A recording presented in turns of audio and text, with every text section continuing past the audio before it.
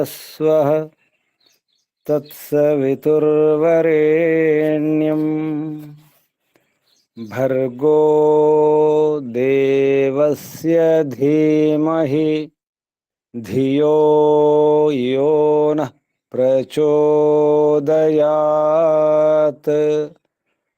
ఓం శాంతి శాంతి శాంతి.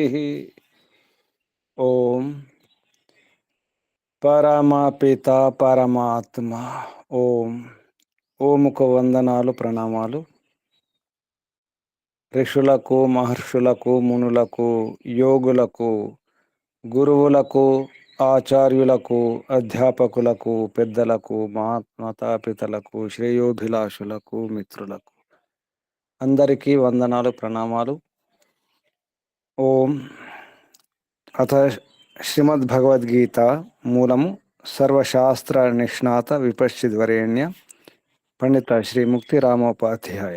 తర్వాత నామము స్వామి ఆత్మానంద సరస్వతి గారు విరచిత భాష్యోపేతము తెలుగు అనుకృతి వేద వేదాంగ పారంగత దర్శన తత్వవేత్త కళాప్రపూర్ణ శ్రీ పండిత గోపదేవ శాస్త్రి గారు విరచిత టీకా తాత్పర్య వివరణము అవతారవాద సంయుతము ప్రకాశకుడు ఆర్య సమాజము కూచిపూడి.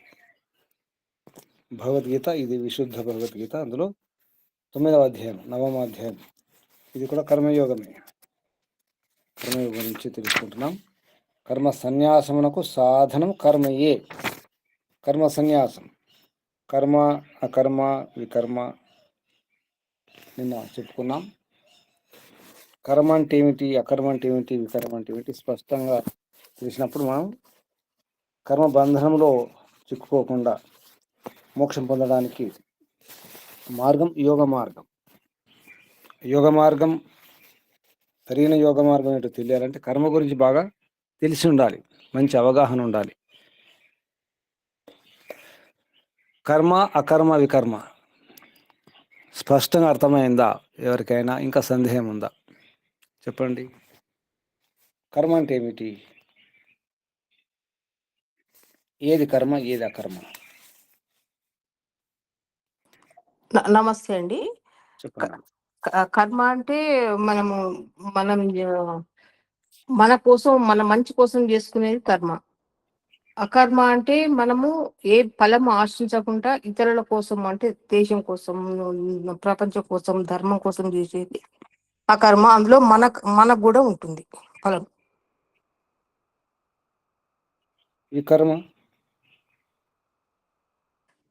వికర్మ అంటే అది మంచి కర్మలు కావు అని, ఫలితాన్ని ఆశించి చేసే కర్మలు వికర్మలు. కాదమ్మా, ఫలితం ఆశించి చేయడం కాదు. ఫలితం ఆశించి చేసిన చెడు పని ఉంటాయి, నిషిద్ధ కర్మలు. వేదములో నిషేధించిన కర్మలు, నిషేధిత కర్మలు, వద్దని చెప్పిన కర్మలు. జూదం ఆడకండి, వ్యభిచారం చేయకండి, తాగకండి, తినకండి, ఇటువంటి చెప్పినటువంటి కర్మలు ఉన్నాయి, అవి వికర్మలు. శాస్త్ర విరుద్ధ, ధర్మ విరుద్ధ, న్యాయ విరుద్ధ, చట్ట విరుద్ధ కర్మలన్నీ కూడా నేరము, అపరాధం, పాపం ఏదంటామో అవి కర్మలు వికర్మలు అవుతాయి. నిషిద్ధ కర్మలు, విరుద్ధ కర్మలు, విపరీత కర్మలు. ధన్యవాదాలండి. కర్మ గురించి చెప్పండి ఇంకా స్పష్టంగా. కర్మ ఇది అర్థం కావాలి. కర్మ గురించి తెలియకపోతే కష్టం. చెప్పండి ఎవరైనా. నమస్తే గురుజీ. వేద విహిత కర్మలన్నీ కర్మలోకి వస్తాయని అనుకుంటున్నాను గురుజీ. అకర్మలు వేద విరుద్ధమైన కర్మలని. అకర్మ అంటే వేద విరుద్ధ కర్మలు కాదు, వికర్మలు అని చెప్పినాం కదా. వేద విరుద్ధ, చట్ట విరుద్ధ, ధర్మ విరుద్ధ కర్మలు, నిషిద్ధ కర్మలు, వద్దని చెప్పిన ఫలాపేక్ష లేకుండా లోకహితం కోసం చేసేవి అకర్మలని. శాస్త్రవీతమే కానీ కర్తవ్య కర్మలు ఉంటాయి. అందులో మన కర్మలు ఉంటాయి మన కోసం. మనం అంటకుండా, అందులో అహంకారం కూడా ఉండకూడదు సుమా. ఆసక్తి లేకుండా, ఫల ఇచ్ఛ లేకుండా, ఇది నాది, నేను చేస్తున్నాను, నా బుద్ధి, నా శక్తి, నా బలం, మమకారం లేకుండా అహంకారం లేకుండా వీటిని విడిచిపెట్టి చేయాలి. అప్పుడేమవుతుంది, దానివల్ల అది నిష్కామకరం అవుతుంది. దానికి మరొకరం చెప్పాలి, నిష్కామకరమే. ఏది అకర్మ అనేది. అకర్మ అంటే కర్మ చేయడం కాదు, కర్మ చేస్తాం కానీ ఆసక్తి ఉండదు, అహంకారం ఉండదు, మమకారం ఉండదు, నాది అనే భావన ఉండదు, నా గొప్పతనం ఉండదు. అది ఫలం ఆశించేది ఏమి ఉండదు. ఫలం ఆశించకుండా చేస్తాం కాబట్టి సుఖం లేదు, దుఃఖం లేదు. ఇక సుఖ దుఃఖాలు అంటావు, సుఖ దుఃఖాది ఫలములు ఆశించకుండా వాటిని అనుభవించాల్సిన అవసరం ఉండదు. అంటే ఏంటి, మళ్ళీ పునర్జన్మ కూడా రాదు మోక్షం లభించడానికి. అది పాపం కాదు, పుణ్యం కాదు. అటువంటి కర్మ అకర్మ. కర్మ అంటే శాస్త్ర విహితమే, సకామ కర్మ, మన కోసం చేసుకుంటాం. ఇంత స్పష్టంగా తెలుసుకోండి. ఫలాన్ని ఆశించేస్తే మన కోసం చేసుకుంటే అది మామూలు కర్మ అంతే. విరుద్ధంగా చేస్తే వికర్మ. ఫలాపేక్ష లేకుండా, ఆసక్తి లేకుండా, అహంకారం లేకుండా చేస్తే అకర్మ. పని చేస్తున్నా పని చేయనట్టే దానికి. అందుకని నిష్కామ కర్మ అన్నారు. ఏ కామన లేదు, పని చేస్తున్నా కానీ పని చేయనట్టే. ఎందుకంటే సుఖం లేదు, దుఃఖం లేదు, ఫలమే లేదు కదా. చేసి కూడా చేయనట్టే. ఇంత అర్థం చేసుకోండి, చేసి కూడా చేయనట్టే. మరి ఒక్కోసారి అకర్మే, ఫలాపేక్ష కూడా లేకుండా చేస్తున్నాం కానీ అది వికర్మ చేస్తున్నాం. ఏం ఆశించట్లేదు కానీ చెడ్డ పని చేస్తున్నాం. మనం ఏం ఆశించట్లేదు, చెడ్డ పని చేస్తున్నాం. ఏం ఆశించట్లేదు, చంపేస్తున్నాం. ఏం ఆశించట్లేదు, దొంగతనం చేస్తున్నాం. మన కోసం ఏం చేయట్లేదు, ఎవరి కోసం ఏం చేయట్లేదు, అంతే. అలవాటు. కొందరు అటువంటి పనులు కూడా చేస్తారు. కర్మలో అకర్మ, అకర్మలో కర్మ.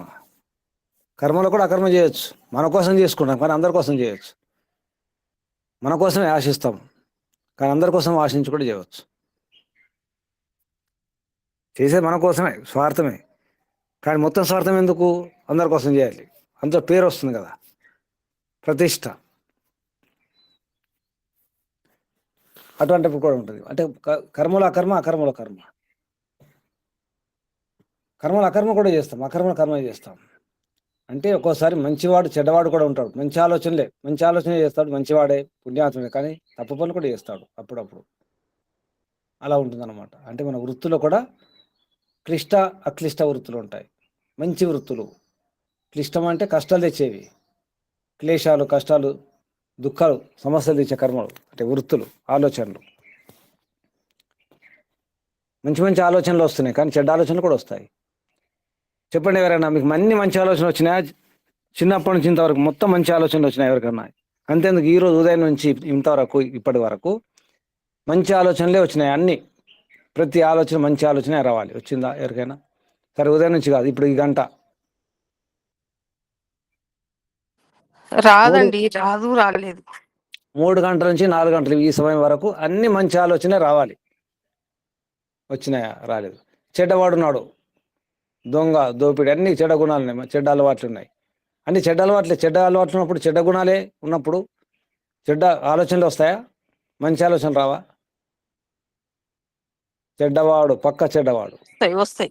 కొన్నిసార్లు మంచి ఆలోచనలు వస్తాయి చెడ్డ వాళ్ళకు కూడా. చెడ్డవాడే మంచి పని చేస్తాడు, ఆదుకుంటాడు, దానం చేస్తాడు, కాపాడుతుంటాడు, ప్రేమ చూపిస్తాడు, వాళ్ళు చంపేస్తాడు కూడా.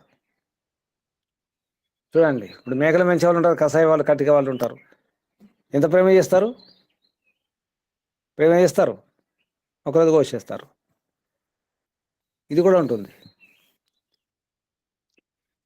మామూలుగా మేకలు, ఆవులు, ఈ కోళ్ళు పెంచుకునే వాళ్ళు ఉంటారు, ఎంతో ప్రేమించి పెంచుకుంటారు, ఒకరోజు అమ్మేస్తారు. అంతేందుకు మనుషులు కూడా కొందరు పిల్లల్ని కంటారు, ప్రేమతో పెంచుతారు, పిల్లల్ని కూడా అమ్మేస్తున్నారా లేదా? పిల్లల్ని నమ్ముకునే వాళ్ళు ఉన్నారు గురుజీ, ఇప్పటివరకు ఈ రోజుల్లో కూడా ఉన్నారు. హైదరాబాద్ కూడా ఉన్నారు. హైదరాబాద్ ముస్లింలు అబుదాబికి, దుబాయ్కి అమ్ముకుంటారు ఆ షేకులకు. ఎందుకు అమ్ముకుంటున్నారు?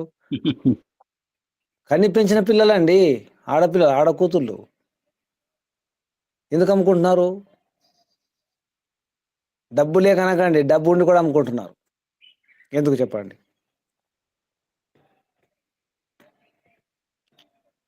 కనిపించి పిల్లలు, సొంత పిల్లలు అమ్మేసుకుంటున్నారు. అంటే కసాయితనం, అంటే వాళ్ళ మీద ప్రేమ లేదనమాట. కాదు, నా కూతురు అక్కడ సుఖంగా ఉంటుంది. ఆ, టేకులు కదా, రాజులు కదా. ఆహా. సుఖాలే సుఖాలు, భోగాలే భోగాలు ఉంటాయి. అమ్మేసుకుంటారు డబ్బులు తీసుకొని, కొన్ని లక్షలు తీసుకొని. మళ్ళీ ఇక్కడ రారు మళ్ళీ ఆ పిల్లలు. వాళ్ళు ఏం చేస్తారు, వాడుకుంటారు, తర్వాత కొంత వయసు వచ్చిన తర్వాత వాళ్ళు అమ్మేస్తారు. అక్కడ ఒక వస్తువు కదా, కొనుక్కున్న వస్తువు కదా. కొనుక్కున్న వస్తువు అన్నప్పుడు అధికారం ఉంటుంది, ఎక్కడైనా ఉంచవచ్చు, అమ్మేసుకోవచ్చు, దానం చేసుకోవచ్చు. కొనుక్కున్నారు కదా. ఏం అప్పుడు డబ్బులు జరుగుతుంది? ఎందుకు గురూజీ? డబ్బులు ఉన్న వాళ్ళు అయితే డబ్బులు తీసుకోవడం ఎందుకు మరి? తీసుకుంటారు, తీసుకుంటారు. ఇంకా రకరకాల ఎన్నో కారణాలు ఉన్నాయమ్మా, చాలా కారణాలు ఉన్నాయి. హైదరాబాద్లో కామన్ ఇవి. అది కూడా ముస్లింలే, ముస్లింలు వాళ్ళకి అమ్ముకుంటారు. ఎన్నో కారణాలు ఉన్నాయి. ఇక విషయం ఏంటంటే తన పిల్లల్ని కూడా అమ్ముకుంటారు, తన పిల్లల్ని కూడా చంపుకుంటారు. కొన్ని జంతువులు ఉంటాయి, పిల్లల్ని చంపుకుంటాయి. అంటే మంచివాళ్ళు, చెడ్డవాళ్ళు, చెడ్డవాళ్ళు, మంచివాళ్ళు. ఎవరు మంచివారు ఇప్పుడు, ఎవరు చెడ్డవారు? ఏది అకర్మ, ఏది కర్మ, ఏది వికర్మ? అందుకేమన్నారు, ఇది చాలా కష్టం తెలుసుకోవడం అన్నారు. తెలుసుకోవడం చాలా కష్టం. కిం కర్మ కిం అకర్మ ఇది కవయో అపి అత్ర మోహితాహ. ఏది కర్మ, ఏది అకర్మ? కవులు, తెలిసిన వారు, బుద్ధిమంతులు, విద్వాంసులు కూడా అపి కూడా అత్ర ఇక్కడ ఈ విషయంలో మోహితాహ, మోహితులైపోయి ఉన్నారు. అటువంటి విషయం తత్ తే కర్మ ప్రవక్ష్యామి యత్ జ్ఞాత్వా మోక్షసే అశుభాత్. అశుభాత్ ఆ కర్మ నుండి నీవు ఎలా మోక్షం పొందాలో చెబుతాను. ప్రవక్ష్యామి యజ్ఞాత్వా అంటే అశుభం, అంటే అశుభ కర్మల నుండి, అంటే కర్మబంధం నుండి ముక్తి ఎలా పొందగలవో, ఎంత పొందాలో ఆ కర్మ గురించి, తత్కర్మ తే నీకు ప్రవక్ష్యామి తెలియజేస్తాను, మంచిగా ప్రవచనం చేస్తాను. తెలుసుకొని మోక్షం పొందాలి. ఇప్పుడు ఎవరు మంచివారు, ఎవరు చెడ్డవారు? ఎప్పుడెప్పుడు మంచివారు, ఎప్పుడెప్పుడు చెడ్డవారు? ఎప్పుడు అకర్మ చేస్తారు, ఎప్పుడు కర్మ చేస్తారు, ఎప్పుడు వికర్మ చేస్తారు? ఎవరో కాదు, మనమే, నేనే. చెప్పండి, మీకు మీరు అనుకోండి, నేను ఎప్పుడు అకర్మ చేస్తాను, ఎప్పుడు కర్మ చేస్తున్నాను, ఎప్పుడు వికర్మ చేస్తున్నాను? చెప్పండి, ఎప్పుడు చేస్తారు చెప్పండి. రేపు ఈ సమయానికి, రేపు లేదా ఉదయం 10 గంటలకు ఏ కర్మ చేస్తారు? సరే, ఇప్పుడు తర్వాత ఈ తరగతి అయిన తర్వాత 5 గంటల తర్వాత ఏ కర్మ చేస్తారు? అకర్మ చేస్తారా, వికర్మ చేస్తారా, కర్మ చేస్తారా? చెప్పగలరా? కర్మలే ఉంటాయి గురుజీ. ఏ దోస్తే అది ఏ చేయాలనిపిస్తుంది.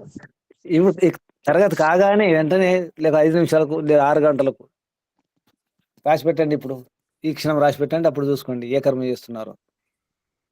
ఏ ఆలోచన చెప్పలేం వస్తుంది. గురూజీ. ఒక పని భిన్నంగానే ప్రభావం ఉంటది కదండి, సకర్మనే చేస్తాము. అమ్మా, అంత నిజమా? రాసి పెట్టుకోండి. సరే, నిజంగానే విన్నాక చాలా ప్రభావం ఉంటదండి. అరే సరే, రాసి పెట్టుకోండి. ఇప్పుడు ఇది విన్నాక సకర్మ కర్మ చేస్తారు కదా, అదే రాసి పెట్టుకోండి. అదే రాసి పెట్టుకోండి. ఇప్పుడు సకర్మ కర్మ చేస్తాను 6 గంటలకు ఈరోజు సాయంత్రం. అందరు రాసి పెట్టుకొని ఏం చేస్తారో చూసుకోండి. ఎటువంటి ఆలోచనలు వస్తాయి, ఏ నిర్ణయాలు తీసుకుంటారో, ఏం చేస్తారో రాసి పెట్టుకోండి. అది కూడా చూసుకోండి. చాలా కష్టం, అందుకే సాధన అవసరం. నిర్ణయాలు తీసుకుంటున్నాం, సంకల్పాలు చేసుకుంటున్నాం, శపథాలు ప్రతిజ్ఞ చేస్తున్నాం, భీష్మ ప్రతిజ్ఞ చేస్తాం, ఒకసారి భీకరమైన ప్రతిజ్ఞ, భీకరాతి భీకరంగా చేసి చివరికి ఏం చేయం. అంత చాలా గడబిడగా విచిత్రం, ఉందండి, చాలా విచిత్రం. చాలా గడబిడగా ఉంది. మరి ఆ, నిజంగానే ఏం చేస్తున్నాం మనం? చూసుకోండి ఏం చేస్తున్నారు, ఎటువంటి ఆలోచనలు వస్తున్నాయో. ఆలోచనలు వస్తున్నాయా, ఆలోచనలు తెస్తున్నామా? ప్రశ్న. ఆలోచనలు అవే వస్తున్నాయా, ఆలోచనలు తెస్తున్నామా? తెచ్చుకుంటున్నామా, వస్తున్నాయా? చెప్పండి, మీరు ఆలోచనలు, మీ ఆలోచనలు మీరు తెచ్చుకుంటున్నారా, అవే వస్తున్నాయా? పిపినారాయణ గారు, మీలో ఆలోచనలు అవే వస్తున్నాయా, తెచ్చుకుంటున్నారా? ఆలోచిస్తే వస్తాయి గురూజీ. తెచ్చుకుంటున్నాం గురూజీ. తెచ్చుకుంటున్నారా? ఆ, అదే రావట్లేదా? అవేవి రావడం లేదు, మనమే తెచ్చుకుంటున్నాం. నేనే తెచ్చుకుంటున్నాను. ఇది సిద్ధాంతం చెప్పడం అవుతుంది. వ్యవహారంలో ప్రాక్టికల్గా చెప్పండి. మీ కంట్రోల్ ఉంటున్నాయా మీ ఆలోచన? మీరు అనుకుంటే మంచి ఆలోచనలు వస్తున్నాయా? మీరు అనుకుంటే చెడ్డ ఆలోచనలు వస్తున్నాయా? నేను ఇప్పుడు చెడ్డ ఆలోచన తెచ్చుకుంటానని తెచ్చుకుంటున్నారా? నేను ఇప్పుడు మంచి ఆలోచన తెచ్చుకుంటాను అని తెచ్చుకుంటున్నారా? సిద్ధాంతం అయితే మనదే, ఆత్మ కంట్రోలే. ప్రాక్టికల్ చెప్పండి. మీరు ప్రాక్టికల్ గా అంటే అవి చదివి వస్తాయి అనుకుంటాం అనుకుంటాం కాదు, ఏమవుతుంది? అనుకుంటాం కాదు, ఏమవుతుంది? వస్తున్నాయి ఎవరు అవి చెప్పండి, ఆలోచనలు వస్తున్నాయా, తెచ్చుకుంటున్నారా? తెచ్చుకుంటున్నానంటే మీ మొత్తం మీ కంట్రోల్ ఉండాలి. అంత సాధన, అంత యోగాభ్యాసం ఉందా? అటువంటి భోజనం, అటువంటి వ్యవహారం, అటువంటి వాతావరణం, అటువంటి పరిసరాలు, అటువంటి మనుషులు చుట్టూ ఉన్నవారు, ఇరుగు పొరుగు వారు, మీ దినచర్య, మీ జీవనచర్య, లేదు. మీ సాధనం, మీ అభ్యాసాలు ఎలా ఉన్నాయి చూసుకోండి. సిద్ధాంతం వాక్యాలు ఉన్నాయి. నేను చెప్పాను కదా, అంటున్నాం, వింటున్నాం, అక్కడే ఉంటున్నాం. ఓం నమస్తే గురూజీ. సాధన చెప్పండి. గురూజీ, ఆలోచనలు అతి పవిత్రమైన ఆలోచనలు వస్తాయి. ఈ విధాన్ని, వైదిక విధానం ఎక్కడికో తీసుకెళ్లాలని ఒక భావన ఉంటది. మధ్యలో ఈ సంసార జీవితంలో చిక్కిపోయి మళ్ళీ వెనక్కు తగ్గిపోవాల్సి వస్తుంది గురూజీ. వస్తుంది మరి, వస్తుంది కదా, బాధ్యతల మంచి పేరుతో. చాలా పవిత్రమైన దీన్ని ఎక్కడికో తీసుకెళ్లాలి, ఆ ప్రజల్లో తీసుకెళ్లాలి, మంచి జ్ఞానం ఇవ్వాలి అని ఒక ఉంటాయి, భావన అవుతుంది. మళ్ళీ వెనక్కి తగ్గిపోవాల్సి వస్తుంది. అందుకే బాగా తెలుసుకోవాలి, మనం చేసే కర్మ ఎటువంటి కర్మ, సరైన కర్మ అవునా కాదా, అది చట్ట విరుద్ధమా, చట్టానికి అనుకూలంగా ఉందా లేదా ముందు చూసుకోవాలి. వ్యవహారంలో సరిగా ఉందా లేదా చూసుకోవాలి. లీగల్ ఇల్లీగల్, చట్ట విరుద్ధమైతే ఆగాల్సి వస్తుంది. చట్టానికి అనుకూలంగా ఉండాలి, చట్టానికి విరుద్ధంగా ఉండకూడదు. అలాగే ధర్మానికి విరుద్ధంగా ఉండకూడదు. మన ఈ రెండు, మిగతా వారికి ఒకటే. లౌకికులకు, ప్రపంచంలో ఉన్న వారికి ఒకటే ఉంటుంది. చట్టానికి విరుద్ధంగా లేకపోతే చాలు, వాళ్ళు పుణ్యాత్ములే కదా. మనం చట్టానికి అనుకూలంగా ఉన్నప్పుడు కూడా మళ్ళీ ధర్మానికి విరుద్ధంగా ఉంటే పాపాత్మలం అవుతున్నాం. మనకు ఆ విషయం తెలుసు. ధర్మానికి విరుద్ధం పాపాత్ములు, పాపం అవుతుంది. చట్టానికి అనుకూలం కూడా ఉండాలి. మళ్ళీ ధర్మానికి అనుకూలం, చట్టానుకూలం ఒక్కోసారి చాలా ఇబ్బంది అవుతుంది. ధర్మం చెప్పేది వేరు, చట్టం చెప్పేది వేరు. అప్పుడు ఘర్షణ, ఏది కర్మ, ఏది అకర్మ, ఏది కర్మ, అంత గందరగోళం, తికమక, అస్తవ్యస్తం. ఏం చేద్దాం, ఏం చేద్దాం చెప్పండి. మన మనసు మన మాట వినదు. ఆలోచనలు మనకి ఇష్టం లేకుండా వస్తాయి. ఎన్నో ఇష్టం లేకుండా మనం అని చిన్నవి ఇచ్చగించకున్నా, కోరుకోకున్నా వస్తూనే ఉన్నాయి. ఎవరు నడిపిస్తున్నారు లోపల నుంచి? ఏ దేవుడు? రాముడా, కృష్ణుడా, సైతానా? ఏ ఆత్మారాం. సైతాన్? సాతాను, సాతాను నడిపిస్తున్నాడు.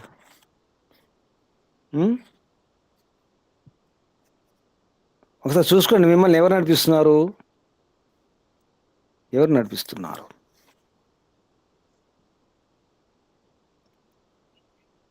ఆత్మారాముడు గురించి. ఆత్మరాముడు, ఆత్మరాముడు ఏమడు? రాగమా, ద్వేషమా, మోహమా?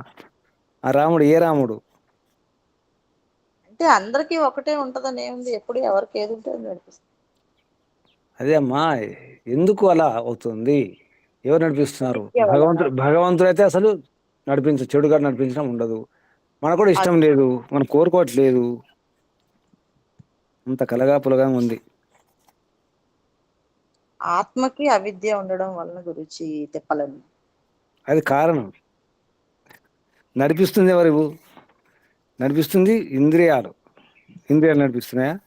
ఇంద్రియాలు నడిపించేది ఎవరు? మనసు. మనసు నడిపిస్తుందా? ఆత్మ. ఆత్మ ఇవి జడాలు కదా గురించి. ఆత్మ నడిపిస్తుంది. కానీ మధ్యలో ఒకటి నడిపించేది ఉన్నాయి కదా, గుణాలు నడిపిస్తున్నాయి.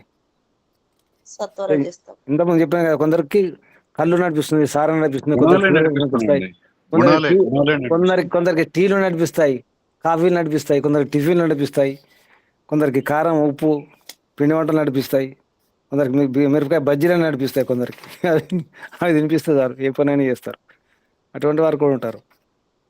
మంచి తినిపిస్తారు, బిర్యానీ తినిపిస్తారు, పని చేసేస్తారు కదా. కొందరు లంచాలు నడిపిస్తాయి. అందుకే చాలా స్పష్టంగా తెలుసుకోవాలి, బాగా జాగ్రత్త, సూక్ష్మంగా గమనించాలి. ఎక్కడో గమనిస్తున్నాం మనం, పరాంచికాని అంటే మన కళ్ళు అవి బయటకు చూస్తూ, చెవులు బయటకు నుంచి వింటూ, అంతా బయట నుంచి బయటకే వెళ్తున్నాం అంతే, లోపలికి వెళ్ళట్లేదు. బయట చూస్తే ఏముండదు, బాగా గుర్తుంచుకోండి. బయట ఏముంటుంది చూడండి. ఇన్నేళ్ళ నుంచి చూస్తున్నారు, ఏం చూస్తున్నారు? ఇన్నేళ్ళ నుంచి ఈ కళ్ళతో ఎన్నో చూస్తున్నారు కదా. ప్రొద్దునేసి ఏం చూస్తున్నారు? ప్రొద్దునేసి సూర్యోదయం చూస్తారు అనుకోండి, రోజు సూర్యోదయం, అదే సూర్యోదయం కదా. సూర్యాస్తమే సాయంత్రం అయితే దినమంతా ఏం చూస్తున్నారు, ఏం చేస్తున్నారు, ఏం వింటున్నారు? ఇన్నేళ్ళ నుంచి ఈ నాలుకతో, ఈ నోటితో ఏం మాట్లాడుతున్నారు? అవే మాట, రోజు అవే మాటలు గమనించండి. మొత్తం రికార్డ్ చేసి పెట్టుకోండి. ప్రొద్దున లేచిన రాత్రి వరకు ఎన్ని మాట, ఏ మాట మాట్లాడుతున్నామో, రేపవే, ఎల్లుండవే, 10 ఏళ్ళ నుంచి అవే పలకరింపులు. పలకరింపులు ఏంటి? అవే పలకరింపులు అంతే. మార్పు చెప్పండి ఏమైనా. ఎప్పుడు మారుదాం?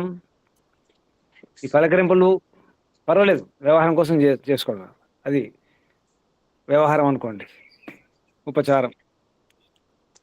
కానీ తర్వాత అంతేనా? ఇంకేమీ లేవు మాట్లాడుకోవడానికి? మరి ఇన్ని వింటున్నాం కదా, ఇవన్నీ గాలిలో ఎగిరిపోతున్నాయి. నేను ఏదో అంటున్నాను, మీరు వింటున్నారు, మధ్య గాలి ఉంది ఒకటి.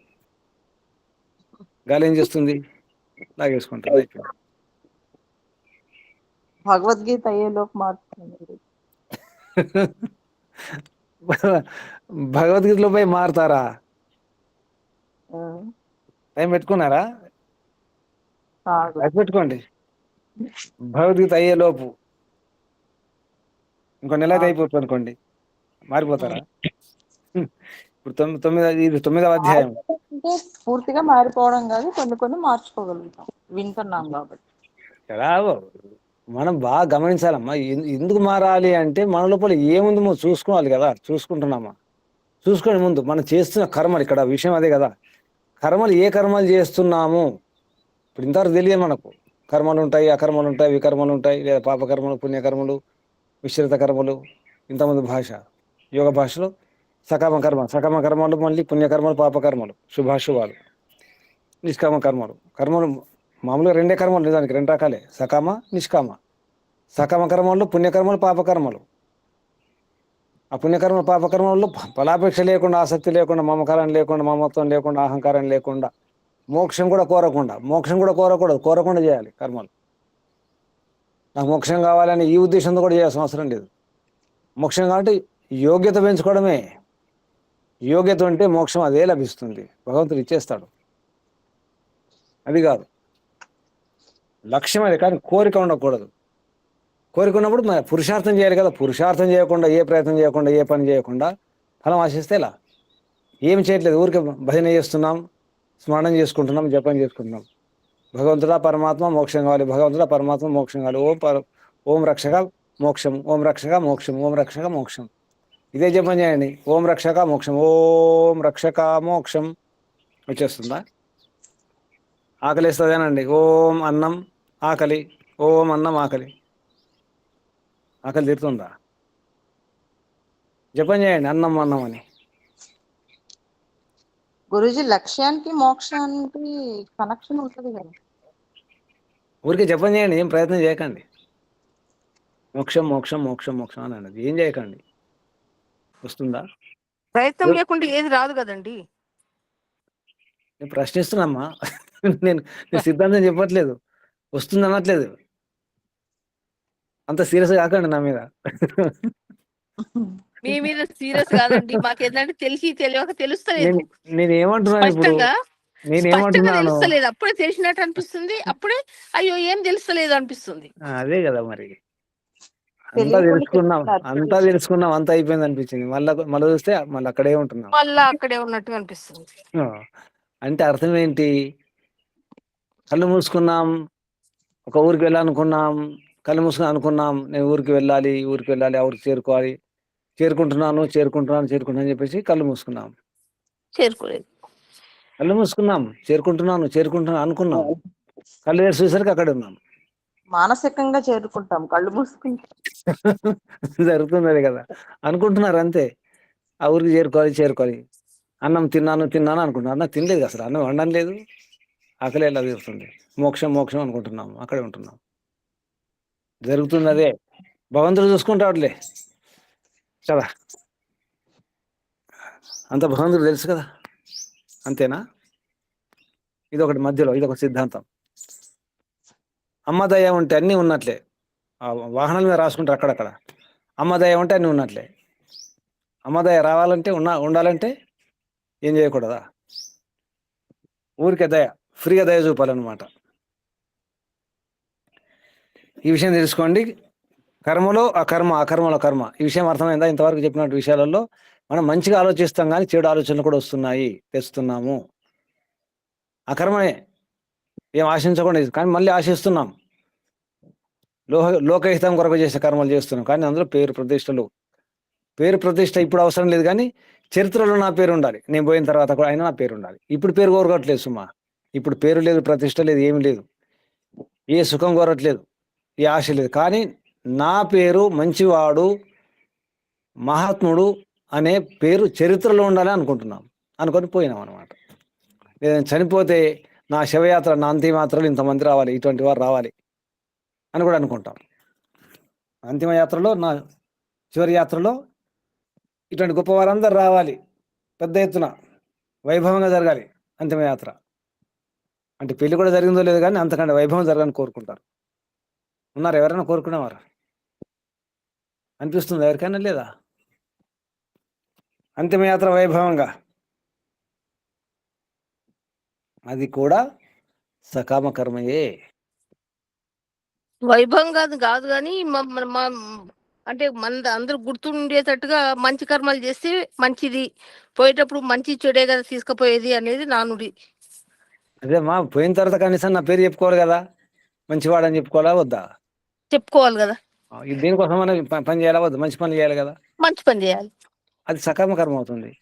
అవును. బ్రతుకున్నప్పుడు ఏం కోరట్లేదు, నేను పోయిన తర్వాత ఉండాలి నా పేరు. అందరు నా పేరు అందరి నోళ్ళలో మొత్తం మోత మోగాలి, నోళ్ళలో ఉండాలి, వాళ్ళ నోళ్ళలో నానిపోవాలి. మంచివాడు, మంచివాడు, గొప్పవాడు, మహాత్ముడు. ఇది సకామ కర్మే. మోక్షం లభించదు, బంధనం అవుతుంది. ఏం కోరుకోకండి. భగవంతుడు ఏం చెప్పినారు అది ముందు అర్థం చేసుకోవాలి. అక్కడ ఉంది సమస్య. అసలు నేను ఏమంటున్నాను, భగవంతుడు అడుగుతున్నాను మిమ్మల్ని అందరినీ. అసలు నేను ఏం చెబుతున్నాను, నా భాష మీకు అర్థమవుతుందా? ఏమైనా మీకు తెలుస్తుందా? ఏమైనా అవగాహనకు వచ్చిందా? అర్థం చేసుకున్నారా? ఏ పని చేయమన్నాను, ఏ పని చేస్తున్నారు మీరు? నేను చెప్పింది ఏమిటి, మీరు చేస్తున్నది ఏమిటి? ఏం చెప్పాను మీకు, మీరేం చేస్తున్నారు? చెప్పింది ఏంటి, మీరు చేస్తున్నది ఏమిటి? భగవంతుని హెచ్చరికలు వస్తున్నాయి లోపల నుంచి. మరి ఎలా అర్థం చేసుకోవాలి? అర్థం చేసుకోవడం లేదు. అర్థం చేసుకునే ప్రయత్నం చేయండి. వినపడడం లేదు గురుజీ. అర్థం చేసుకోండి.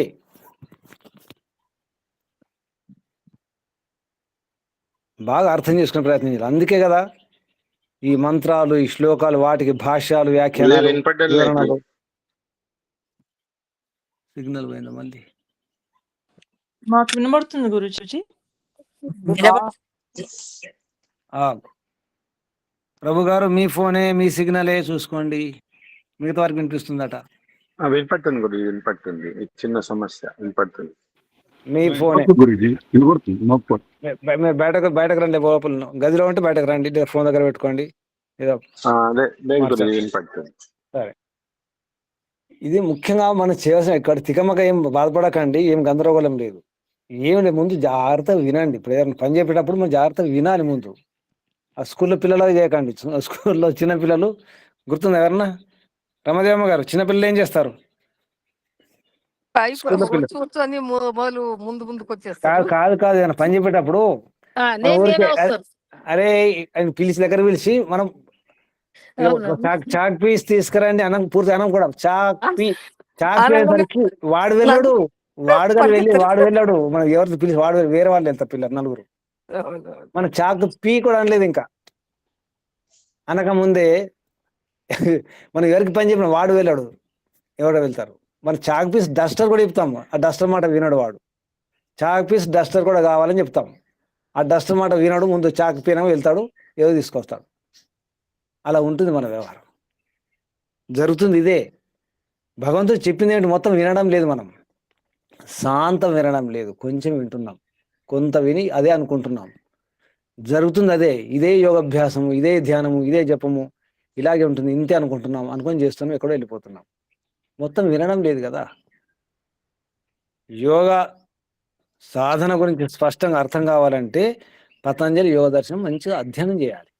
ఇది గుర్తుంచుకోండి. మళ్ళీ చెప్తున్నాను, పతంజలి యోగ దర్శనం ఏముంది? అష్టాంగ యోగం ఉంది, అది బాగా అర్థం చేసుకోవాలి. అష్టాంగ యోగలో 8 అంగాలు ఉన్నాయి, 8 సోపానాలు. ఆ 8 సోపానాలు బాగా అర్థం చేసుకోవాలి. యమ నియమ ఆసన ప్రాణాయామ ప్రత్యాహార ధారణ ధ్యాన సమాధి అని చెప్పేసి మనం వల్లించుకుంటూ ఉంటాం. ఆ యమములు అంటే ఏమిటి? అవి ఎవరి కోసం? నియమాలు ఎవరి కోసం? అసలు అవి ఏమిటి? స్పష్టంగా అర్థం చేసుకోండి.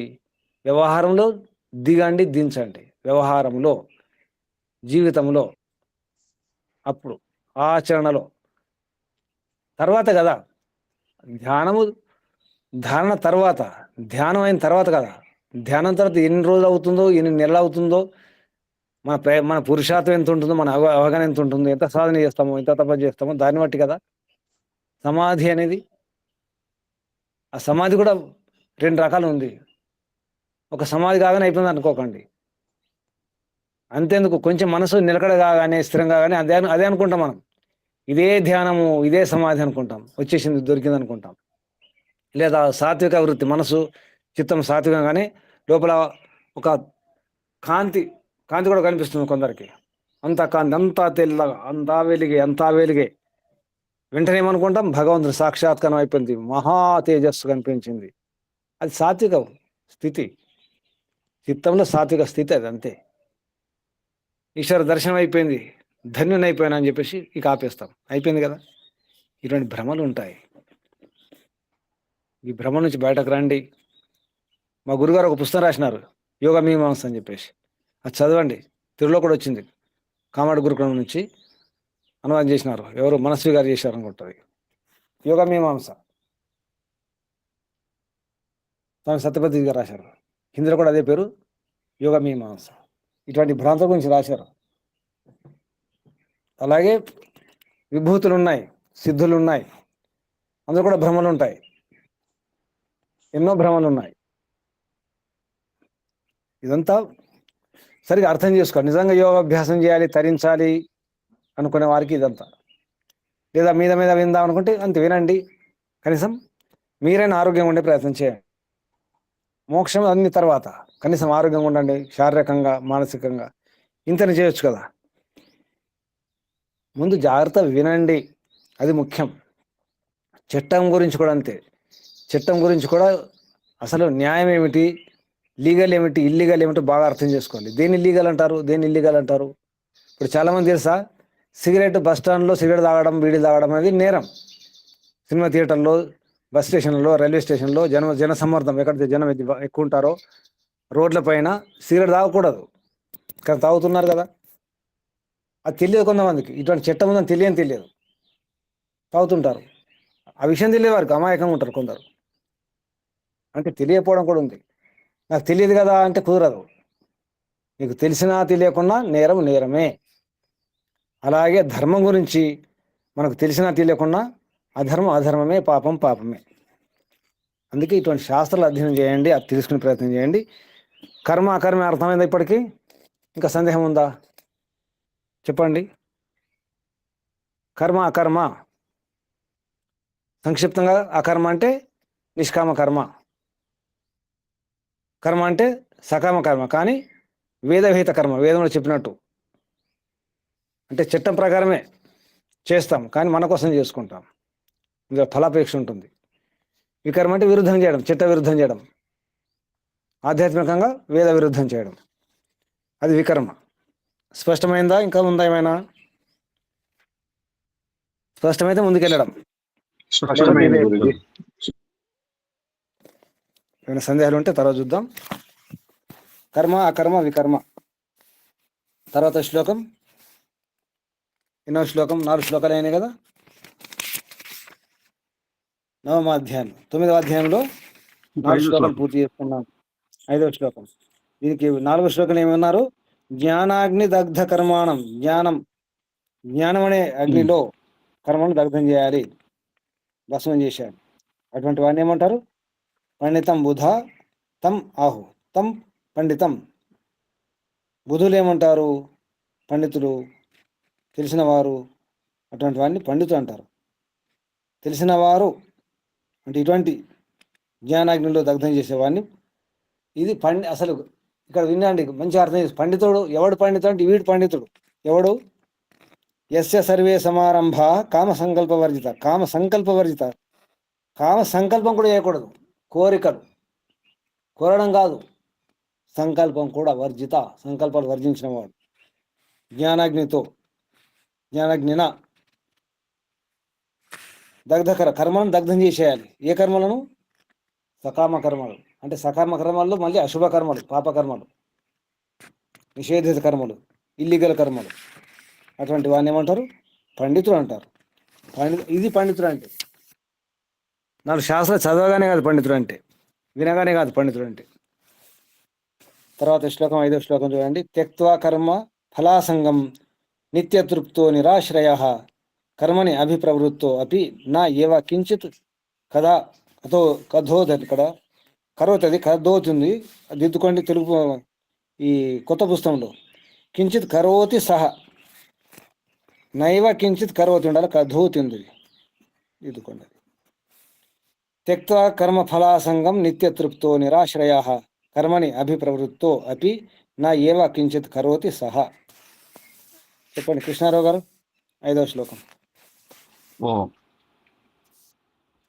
కర్మఫలాసంగం, కర్మఫలాశక్తిని త్యక్త్వా విడిచి, నిత్యతృప్త సదా ప్రసన్నుడి అయి, నిరాశ్రయ కామనలను ఆశ్రయుడు కాకయుండునో, కామనలకు ఆశ్రయుడు కాకయుండునో సహ వాడు కర్మనే అభిప్రవృత్త అపి కర్మయందుల గుండయ్యు కించిత్ నా ఏవ కరోతి ఏమి చేయనివాడే యగును. ఇదే కర్మ సన్యాసము. అర్జున, కర్మఫలాపేక్ష విడిచి ఎల్లప్పుడూ ప్రసన్నుడుగా ఉండి కామమునకు తావీయక కర్తవ్య కర్మలను చేయువాడు ఏమీ చేయనివాడే యగును. ఇదియే కర్మ సన్యాసము. ఇది కొత్త పుస్తకమా పాత పుస్తకమా? కొత్త పుస్తకం. కొత్త పుస్తకం. మళ్ళీ కింద అదే ఉంది, అదే అవే వాక్యాలని కొట్టేసుకోండి. కొత్త పుస్తకం వారు మళ్ళీ అదే అర్జున కర్మ ఫలాపేక్ష విడిచి మళ్ళీ అదే ఉంది, అవే వాక్యాలు తీసేయండి. కింద మొత్తం కట్టి చేసుకోండి. ఏమంటారు? కర్మ ఫల అపేక్ష విడిచి, కర్మఫలం కావాలని ఆ కోరికను విడిచిపెట్టేసి ఎప్పుడు ప్రసన్న కూడా ఉండాలి. త్యక్త్వ కర్మ ఫలాసంగం, కర్మఫల సంగం, అసంగం అనమాట. కర్మఫల అసంగం అంటే కర్మఫల సంగం అంటే ఆసక్తిని త్యక్త్వ విడిచిపెట్టి నిత్య తృప్తిగా, నిత్యం సదా తృప్తిగా ఉండాలి. నిరాశ్రయుడు కావాలి. దేనికి నిరాశ్రయుడు? ఆశ్రయం పొందకండి. కామనల కోరికలకు ఆశ్రయం కాకూడదు. కోరికలను ఆశ్రయించకండి. కామనలకు ఆశ్రయుడు కాకయుండును. అటువంటి నిరాశ్రయుడు, కోరికల ఆశ్రయం లేదు ఇక. అటువంటి వాడు కర్మని అంటే కర్మలో అభిప్రవృత్త అంటే లగ్నుడై అన్ని రకాలుగా ప్రవృత్తి. అవి అంటే కూడా కర్మలయందు అంటే కర్మల్లో లగ్నుడై ఉండి కూడా అందులో ప్రవృత్తి ఉండి కూడా అవి అంటే కూడా.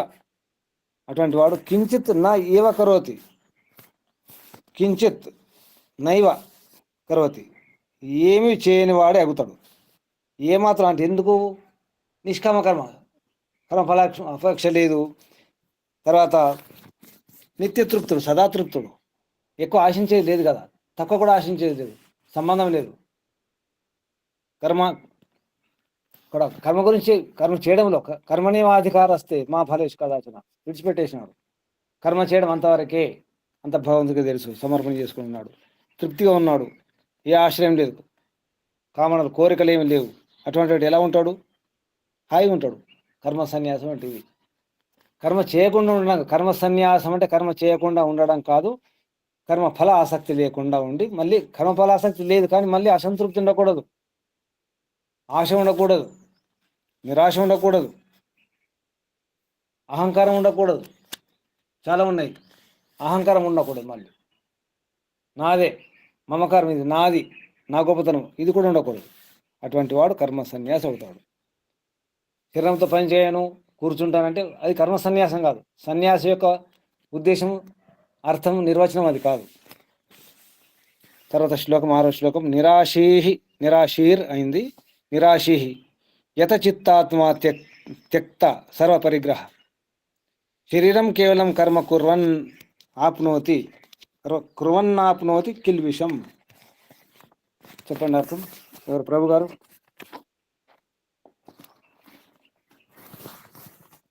ఇంకెవరైనా? రమాదేవమ్మ గారు, సుజాతమ్మ గారు, చెప్పండి ఎవరైనా.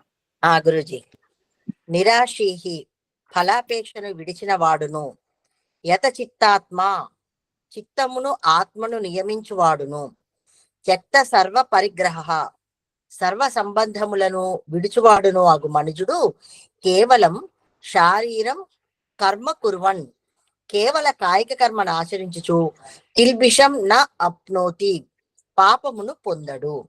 తాత్పర్యము: కావున ఫలాపేక్ష విడిచి చిత్తవృత్తులను అరికట్టి తనకు ఉపయుక్తములగు పదార్థములను కూడా ఎక్కువగా స్వీకరింపక జీవన నిర్వాహార్థము కర్తవ్యములను ఆచరించువాడు పాపమును పొందడు. అప్నోతి ఉంది, ఆప్నోతి ఆగ దీర్ఘం రాసుకోండి. ఆప్నోతి ఆప్నోతి ఉండాలి. ఆప్నోతి నా ఆప్నోతి పొందడు. అప్నోతి అంటే మళ్ళీ దానికి వ్యతిరేక అర్థం వస్తుంది. ఆప్నోతి నా పొందడు. తాత్పర్యం ఇక్కడ కూడా 2 తాత్పర్యాలు ఉన్నాయి గురుజీ. తాత్పర్యం 2 సార్లు కొత్త పుస్తకాలు అంతే. కొత్త పుస్తకాలు అది ఎవరు టైం ఇవ్వనట్టున్నారు ప్రూఫ్ చేయడం కొరకు, అందుకోసం అలా జరిగింది అంతే. పాత పుస్తకం చూసుకోండి. పాత పుస్తకం వారికి సమస్య లేదు.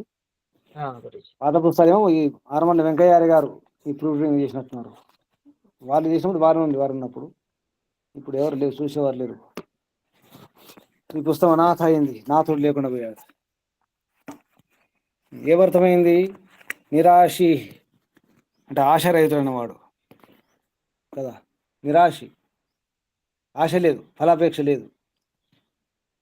యత చిత్తాత్మ, యతం అంటే యత్నం అంటే ఇక్కడ యత్నం అని కాదు, యమనం అని అర్థం. అంటే యమనం అంటే నియమనం, అంటే నియంత. నియంత అంటే ఏంటి? కంట్రోల్ చేసేవాడు. చిత్తాత్మ, చిత్తమును ఆత్మను నియమించువాడు అంటే కంట్రోల్ చేసేవాడు. త్యక్త సర్వ పరిగ్రహ అన్ని పరిగ్రహాలు అంటే మనం సేకరించుకోవడము, పోగు చేసుకోవడము, సంపాదించుకోవడం, అన్ని రకాలుగా నా కొరకు, నా పిల్లల కొరకు, నా మనవల కొరకు, తరతరాల కొరకు సంపాదించి పెట్టుకోవడం అనేది అది విడిచిపెట్టేస్తాడు. త్యక్త అటువంటి వాడు. త్యక్త సర్వ పరిగ్రహం ఉండదు, ఇక అపరిగ్రహం చేస్తాడు. అటువంటి వాడు కేవలం శారీరం కర్మ కుర్వన్. శరీరానికి ఎంత అవసరం, ఎంత తినాలి, ఆకలికి ఎంత అవసరం, ఆరోగ్యానికి ఎంత అవసరం, శరీరానికి బలానికి ఎంత అవసరం అంతే తింటాడు. ఎంత సుఖం అవసరం, పడుకుంటే పడక ఎంత ఉండాలి, ఎన్ని పరుపులు ఉండాలి, ఎన్ని పరుపులు అవసరం లేదు, నిద్ర వస్తే చాలు. అలా అంటే తన శరీరానికి, శారీరక ఆరోగ్యానికి, మనసుకు, మనశ్శాంతికి, మనసు ప్రసన్నం ఉంచుకోవడానికి ఎంత అవసరం అంతే, అది ఉంటే చాలు. అటువంటి వాడు ఏమవుతాడు? కిల్ విషం నా ఆప్నోతి పాపమును పొందడు. పాపాత్ముడు కాదు, పాపం చేయడు, పాపం చేసినట్టు కాదు, పాపమును ఆచరించేవాడు కాదు, పాపమును పొందలేడు. అంతే, తన జీవన నిర్వహణం అంతే, ఎక్కువ అవసరం లేదు. ఒకవేళ ఎక్కువ ఉంటే ఏమవుతుంది? పరిగ్రహం అవుతుంది. ఇక్కడ ఏమన్నా త్యక్త సర్వ పరిగ్రహం. ఇది యోగాభ్యాసానికి, యోగ దర్శనం ఉన్నటువంటి విషయమే. యమనియమాసన, ప్రాణాయామ, ప్రత్యాహార అందులో ఏతుందో యమనియమాలలో అహింస, సత్యం, అస్థేయం, బ్రహ్మచర్యం, అపరిగ్రహం. అపరిగ్రహంలో వస్తుంది ఇది. అపరిగ్రహం చేసి ఉంటాడో వాడికి అసలు ఏమంటదు నిజానికి. ఎవరైతే పరిగ్రహం చేస్తారో అది పాపం అవుతుంది, మరొక జన్మ వస్తుంది పరిగ్రహం చేసిన వానికి. కాబట్టి పరిగ్రహం అనేది అదే కర్మ అవుతుంది. పరిగ్రహం చేయడం అనేది, పెంచుకోవడం అనేది, ఎక్కువ సంపాదించుకోవడం, బాగా సంపాదించుకోవడం, ఎవరికి లేకుండా చేయడం, అంతా నాకే కావాలి, నా కుటుంబానికి కావాలి, నా మనవలకు, ముని మనవలకు, ఇంకా ముందు మనవలకు, ముని మనవలకు, ముందు మనవలకు. ముని మనవడు అర్థమైందా? ముని మనవడు తెలుసా? ముని అంటే ముందున్న మనవాడు. మన ముని అంటే మునులు, యోగులు కాదు. తెలుగులో ముని అంటే ముందు ముందు అంటాం కదా, మును ముందు.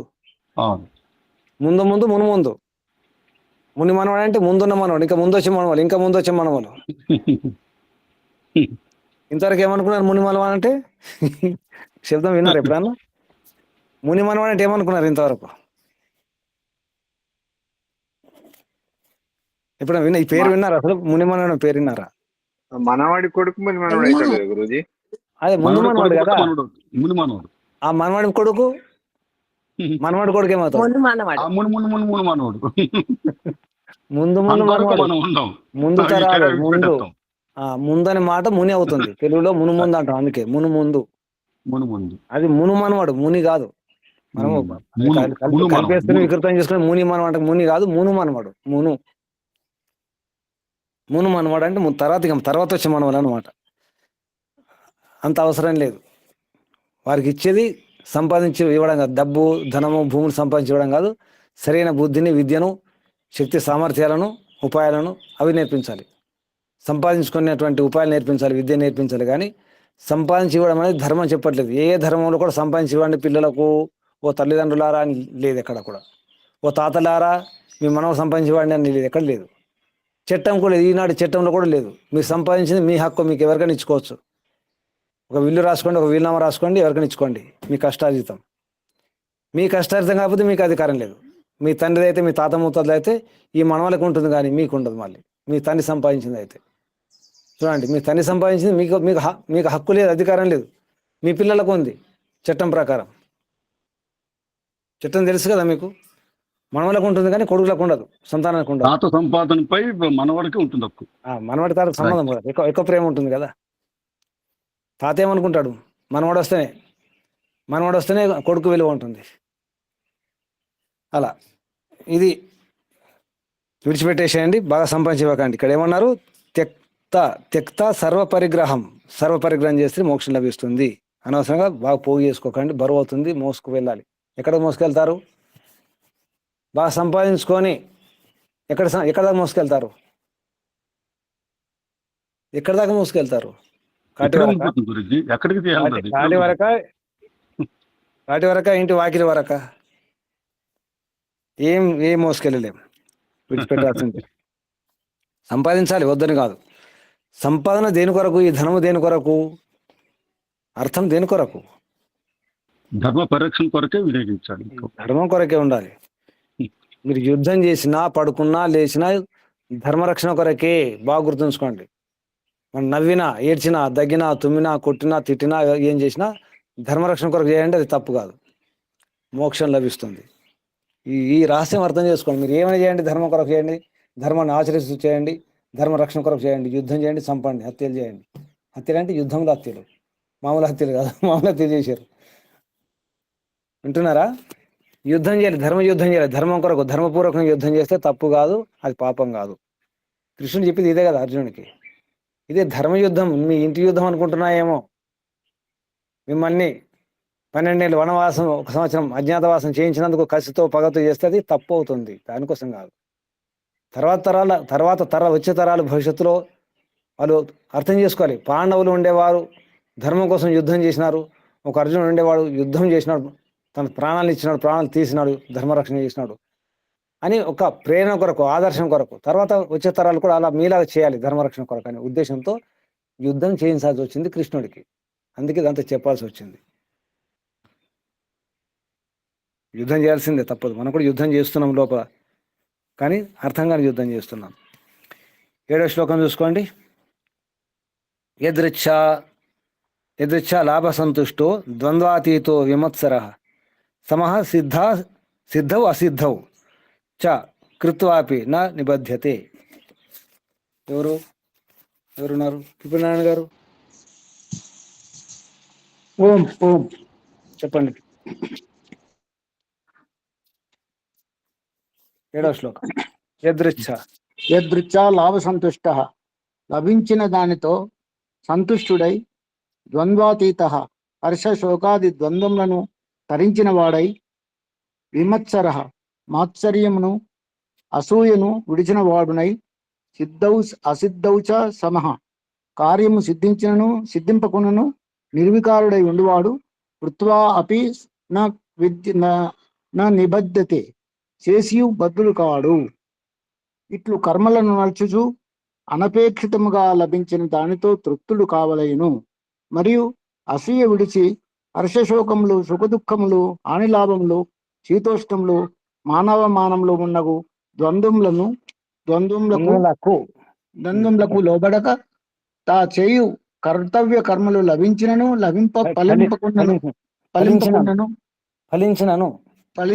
ఫలింపకున్నను నిర్వికారుడై సమచిత్తంతో జీవితము గడుపువాడు కర్మలను ఆచరించి బంధనమున పడడు, జన్మ మరణముల నుండి విడిపడునని భావము. ఏం చేస్తే జన్మ మరణం నుండి విడిపడతాడు? కర్మ చేయాలి, కానీ అపేక్ష లేకుండా. యదృచ్ఛా లాభ అంటే లాభ సంతుష్ట, లభించిన దాంతో సంతుష్టి ఉండాలి. ఎంత లభిస్తే అంత, ఎంత చేసినా ఇంత దొరకలేదు, ఇంత లాభం రాలేదు అనుకోకూడదు. పురుషార్థం చేస్తాం, ఎంత లభించినా పర్వాలేదు. ఎక్కువ ఆశించకూడదు. ఎక్కువ ఆశిస్తే నిరాశ వస్తుంది. ద్వంద్వాలు ఏమేమి ఉన్నాయి? ఆకలి దప్పికలు, హర్షశ్లోకములు, జయాపజయాలు, శీతోష్ణాలు, ఇవన్నీ ఉంటాయి. మానవమానాలు, వీటిని దాటాలి, సహించాలి. దాన్ని తపస్సు కూడా అంటారు. ద్వంద్వాతీతం అంటే తపస్సు కూడా, దాన్ని తపస్సు అన్నారు. మత్సరం లేకపోవడం, మత్సరము, అసూయ, ఈర్ష్యాద్వేషాలు అని విడిచిపెట్టేసాలి. సిద్ధిలో కూడా, అసిద్ధిలో కూడా. సిద్ధవు అసిద్ధవు. సిద్ధిలోను అసిద్ధిలో అంటే మనం ఏదైనా కార్యం చేస్తాం, ఫలిస్తుంది, ఫలించకపోవచ్చు, సిద్ధించవచ్చు, కాకపోవచ్చు. ప్రయత్నం చేస్తాం, కానీ పద్ధతిపూర్వకంగా, నియమపూర్వకంగా పాటించి చేయాలి. ఫలం వస్తుందా లేదా తర్వాత, ఫలం వచ్చినా రాకున్నా నిర్వికారుడై ఉండాలి. ఏ వికారం లేదు ఇక. అలా చేసినవాడు ఏమవుతాడు? కృత్వ అపినా నిబధ్యతే. కృత్వం చేసి కూడా నిబద్ధుడు కాదు, అందులో బంధనంలో ఉండడు, ఏమంటదు. కుర్వన్నేహ కర్మలో కూడా అది చెప్పినారు. నా కర్మ లిప్యతే అన్నారు. కర్మ నీకు అంటదు, నరునిలో నా లిప్యతే అంటదు, ఏమంటుకోదు కర్మ. అంటుకోకుండా అంటే ఇవి ఉపాయాలు, వీటిని పాటించాలి. మనం కర్మ చేస్తున్నాం కానీ ఇవన్నీ పాటించేయాలి. అప్పుడు ఏమంటుకోదు, మనకు సంబంధం లేదు. నేను చేస్తున్నాను అనే భావన లేకుండా చేయండి. భగవంతుడు చెప్పినట్టు చేయండి. యుద్ధమైన పనులే చేయండి. సిద్ధంగా ఉండండి. యుద్ధానికి సిద్ధంగా ఉండాలి. ధర్మం కొరకు భయపడకూడదు. చెడ్డ పేరు వస్తుంది, మంచి పేరు వస్తుంది, సంబంధం లేదు. గెలుస్తామా ఓడతామా సంబంధం లేదు. శాస్తామా సంపుతామా సంబంధం లేదు. చనిపోయినా పర్వాలేదు, మోక్షమే.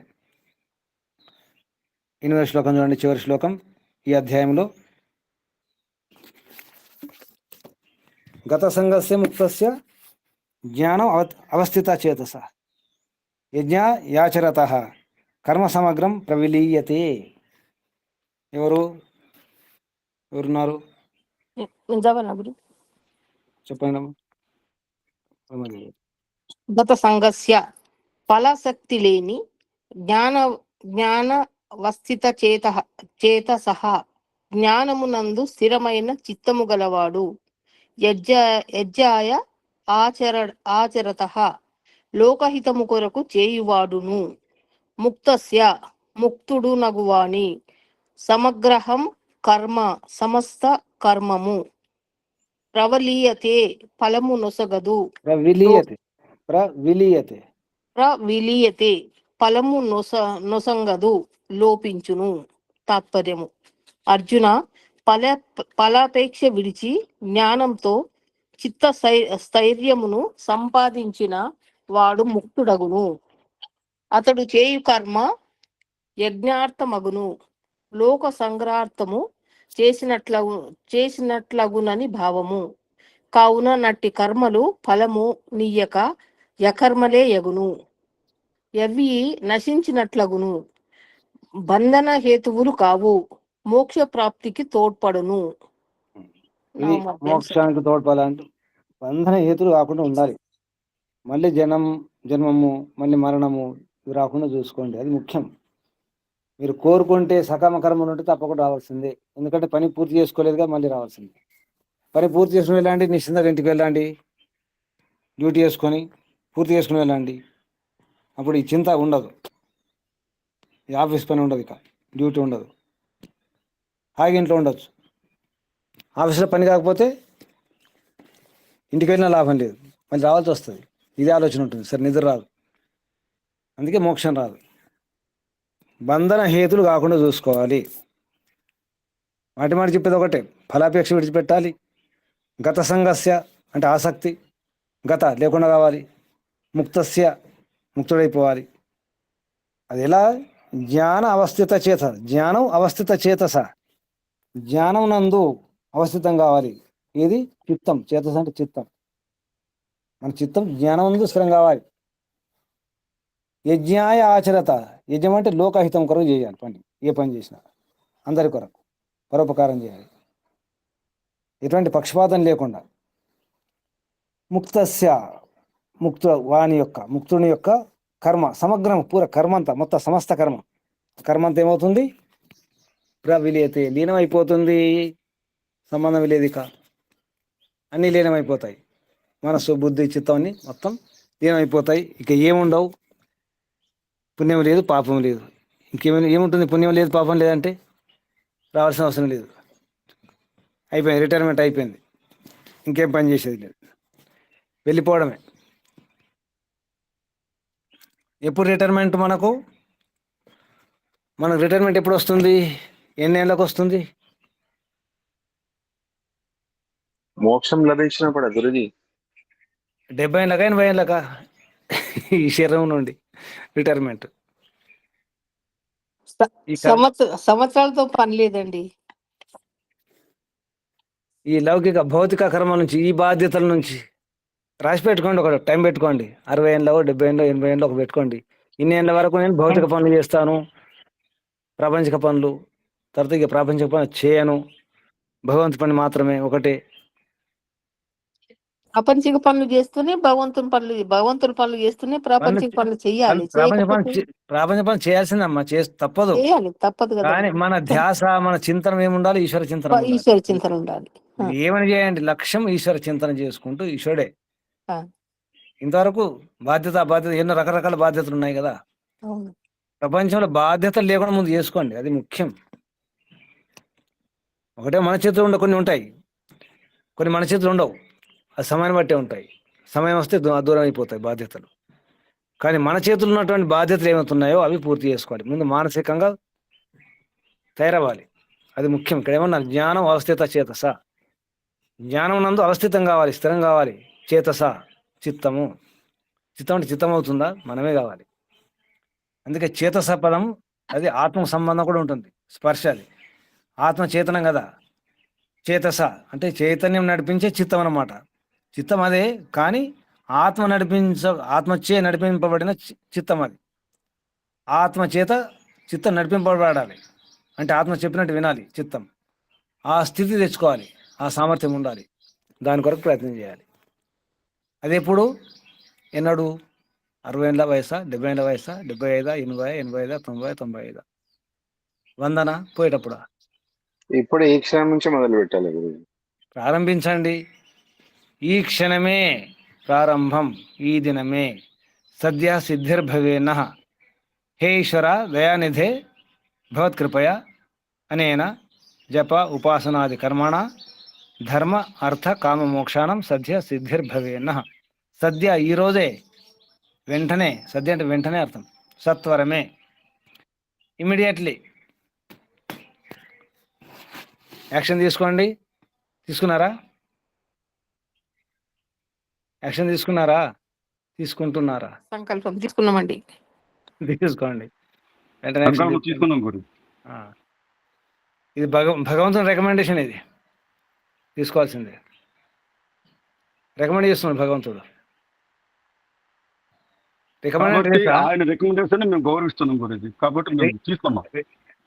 రికమెండ్ స్పెల్లింగ్ ఏంటి? RECO. రమాదేవి గారు చెప్పండి. Recommend spelling. RECOM ఇంకా DITION. రికమెండ్ అంటే తీసేస్తే కమెండ్. కృష్ణారావు గారు తీసేస్తే వస్తుంది. కృష్ణారావు గారు తీసేస్తే వస్తుంది. కమాండేషన్ వస్తుంది. మరి భగవంతుని కమాండ్ ఇది. అవును. ఎవరి కమాండ్ ఇది? ఎవరి కమాండ్? భగవంతుని కమాండ్. ఏ కమాండ్? రీకమాండ్, మళ్ళీ కమాండ్ ఇది. రీ మళ్ళీ పునః కమాండ్, మళ్ళీ మళ్ళీ పునః పునః పునః మళ్ళీ మళ్ళీ రీ రీ రీ రీ కమాండ్ కమాండ్ రికమాండ్. ఏదైనా అర్థమవుతుందా రికమాండ్లు? బయట రికమాండ్ మాత్రం తెలుసు మనకు, భగవంతుడి రికమాండ్ తెలియదు మనకు. శుభం. ఏమైనా ప్రశ్నలు ఉంటే అడగండి, సందేహాలు అడగండి. 9వ అధ్యాయం సమాప్తం. ఇది 9వ అధ్యాయ. 18 అధ్యాయాలకు 9 అధ్యాయాలు పూర్తి చేసుకున్నాం. ఎంత అర్థం చేసుకున్నాం, ఎంత ఆచరిస్తున్నాం అనేది మీ ఇష్టం. యథాశక్తి ప్రయత్నం చేయండి, నిరాశ చెందకండి. నిరాశ రావద్దు, భయపడి పారిపోలే. నిరాశ అంటే అంటే దాని అర్థం ఏంటి? నిరాశ రావద్దంటే అర్థం ఏంటి చెప్పండి, రాష్ట్రం చెప్పండి. అదే నిరాశ రావద్దంటే నిరాశ చంద్రం అంటే మరి ధర్మం నిరాశ రావద్దంటే ఆశ ఉండాలి. ఆశావాదంగా ఉండాలి. నిరాశ రావద్దంటే ఉపాయం చెప్పండి. నాకు నిరాశ రావద్దంటే ఉపాయం చెప్పండి.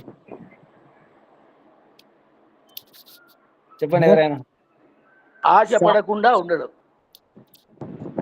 ఆశించకుండా ఎలా ఉంటాం? తప్పకుండా ఆశించాల్సిందే. ఇంకా పదాలు చెప్పండి. ఆశ్రయించి పనులు చేస్తే ఇంకా పదాలు ఉన్నాయి. దురాశ, పేరాశ, పెద్దాశ, అత్యాశ పదాలు లేవా? మర్చిపోయారు.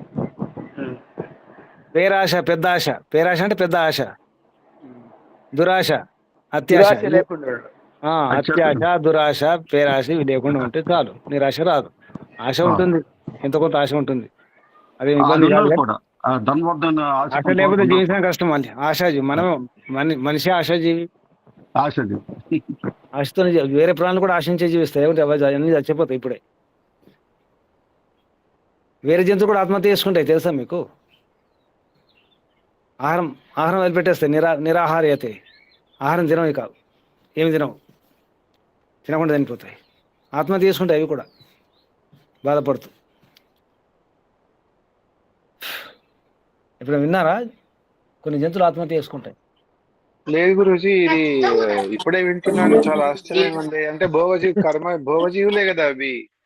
అయినా చూడండి, ఒకసారి గమనించండి. కుక్కలు, ఆవులు, నేను అనుభవించాను. ఇక్కడ ఒక ఆవు ఉండేది, నందిని అని. నేను లేను ఒక నెల రోజులు, బాధపడి చనిపోయింది. అది తినలేదు, బాధపడుతుంటాయి లోపల బాధపడుతుంటాయి, అలుగుతుంటాయి. ఇదే తెలుసు కదా, అలుగుతుంటాయి జంతువులు. వినలేదా? జంతువులు అలుగుతాయి, కుక్కలు అలుగుతాయి, ఆవులు అలుగుతాయి.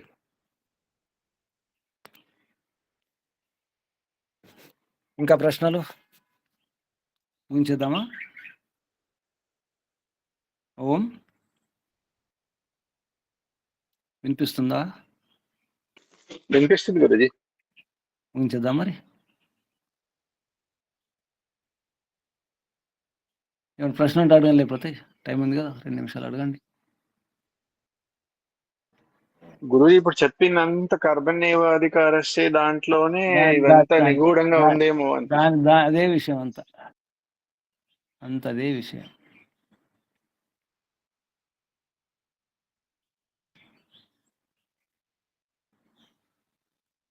కర్మణ్యేవాధికారస్య మా ఫలేషు కదాచన. దాని వివరణ ఎంత? కర్మ గురించే. నిష్కామ కర్మ చేయండి అంతే. శుభం. ఇంకా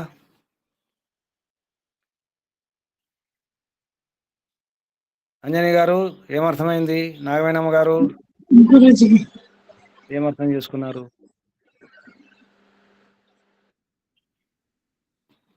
ఒక మాట చెప్పండి, ఒక వాక్యం చెప్పండి, ఏమర్థమైంది?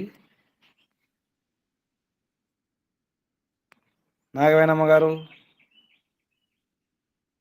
కొత్తవారు. రమాదేవమ్మ గారు ఏమర్థమైంది? నిష్కామ కర్మ చేయాలని అర్థమైందండి. ఆ కర్మలో అకర్మ ఉంటుంది అనేది అర్థమైంది. ఇంకా ఎవరు? దుర్గాప్రసాద్ గారు చెప్పండి. నమస్తే గురూజీ. చెప్పండి. నిష్కామ భావనతోనే జీవించాలి. కర్మలు కూడా ఆ విధంగా నిష్కామ కర్మలే చేయాలని చెప్పి అర్థమైంది గురూజీ. శుభం. చేద్దామా? ఇంకేమైనా సందేహాలు ఉన్నాయా? శుభం. ముందుగా కళ్ళు మూసుకోండి, ఒకసారి దీర్ఘ శ్వాస.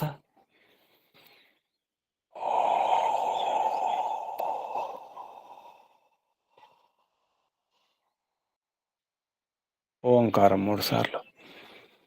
ఓం.